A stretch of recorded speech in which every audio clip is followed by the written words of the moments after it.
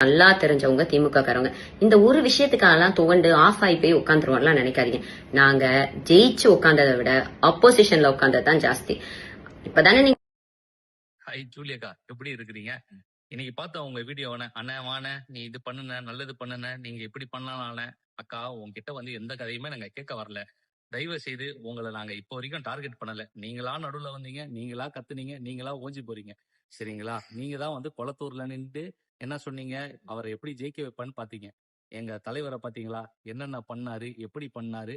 உங்களோட தலைவரை டோட்டலா அவுட் பண்ணாரு. நாங்க அந்த கான்செப்டுக்கு வரலக்கா. எங்க தளபதி மேல எங்களுக்கு நம்பிக்கை இருக்கு.